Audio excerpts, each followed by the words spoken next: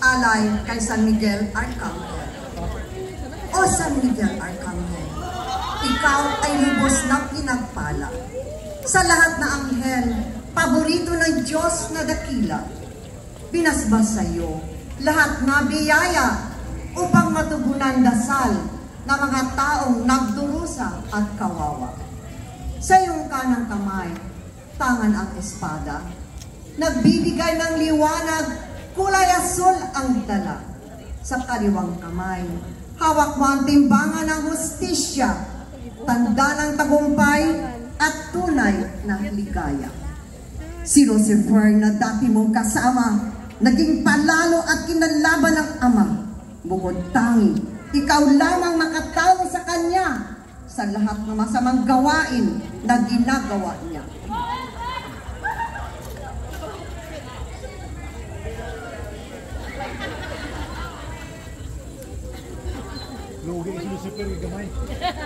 May isang dalaga naglalakad sa kalsada.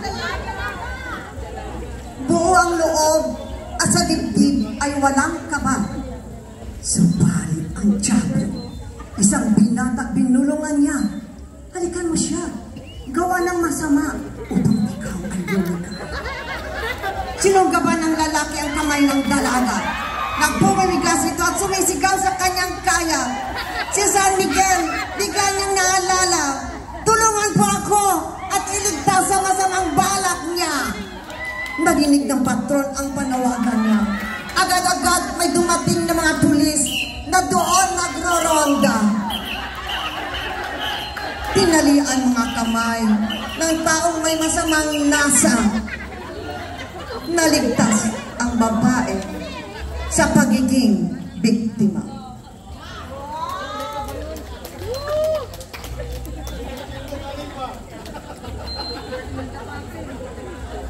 May isang pamilya na mamasyal sa plaza. Lipos ng ligaya, mga puso nila. Hawak kamay, ayaw bumitaw sa isa't isa. Mga anak may hindi sa labi dahil kasama kanilang ama't ina.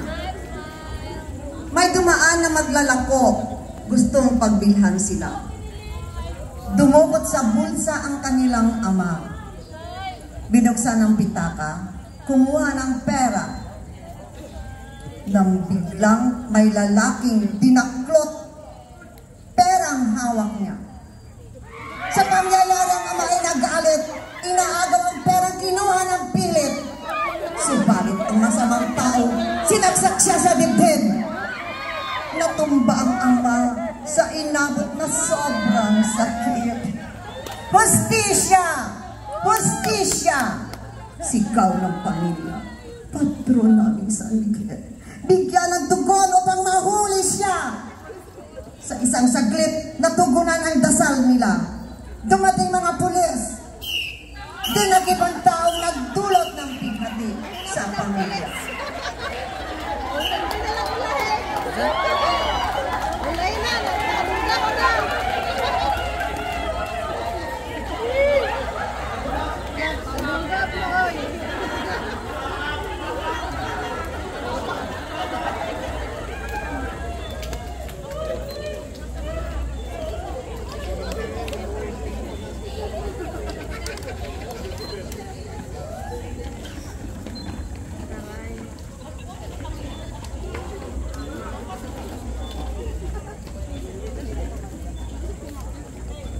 Ang mga magkaklase bumalak maglakbay, magsaya habang kaya pa ng mga tuhod at tipak nakasaklay.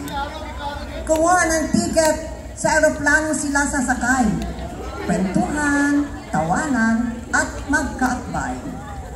Habang sila ay nasa loob ng aeroplano, biglang sumama ang panahon at tila may bagyo. Kakabog-kabog mga dibdib. Mga isipan ay litong-lito. Biglang naisip tawagan ang patron na paborito. Mahal na patron San Miguel, aming dasal ay dinggin.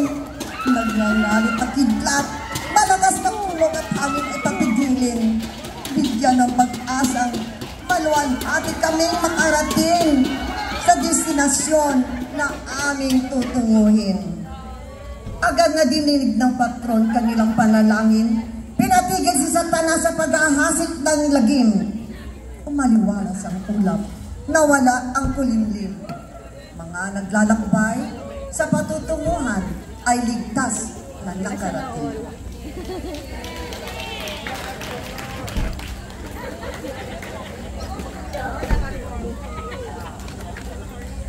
May isang nayon, ang kabuhayan ay masagana. Sa iwang gulay at prutas, palayan at palaisdaan ay mayaman sila. Mga taong doon nakatira ay lipos ng saya, tila walang nararanasang problema. Subalit, dumating ang panahon ng epidemya. Si Satanas ay nagsaboy na mga karamdaman sa kanila. Iba't ibang sakit, mula ulo hanggang paa. Ang iba ay di makagulapay sa sobrang sakit na nadama. Mga taong nayon ay nawalan ng pag-asa. Kanino hihingi ng tulong kundi sa patron nila? Dapat mawala. Tila sa kanila ay parusa. Dasal lamang ang pananggalang upang gumaling sila. Si San Miguel sa pagpagaling ay may kapangyarihan. Gagamitin ang espada at timbangan sa mga kamay na kanyang tangan. Sa isang iglap ay nawala lahat mga karamdaman. Bumalik sa sigla ang buong bayan.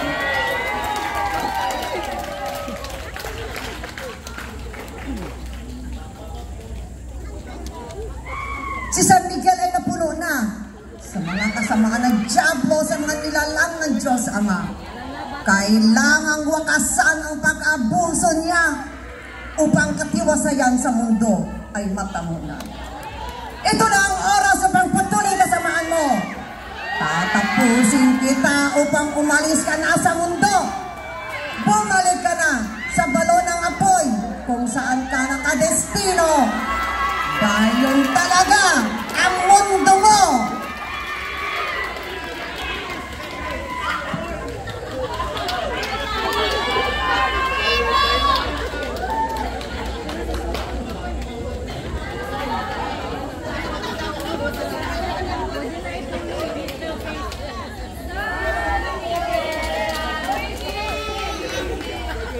May kapayapaan na ang sandaigdigan, masayang paligid, malinaw na pag-iisip, malusog na katawan, na pagkaisahang magbigay pugay sa patrong kaibigan dahil sa tinamo nilang kaligtasan. Araw ng kapistahan ng dakilang patron, mga deboto nagpulong at gumawa ng desisyon. Mag-awitan, sayawan, at magprosesyon. Pasalamat kay San Miguel sa mga pagsubok sila ay iniahon. Sa pag-ato, sa pag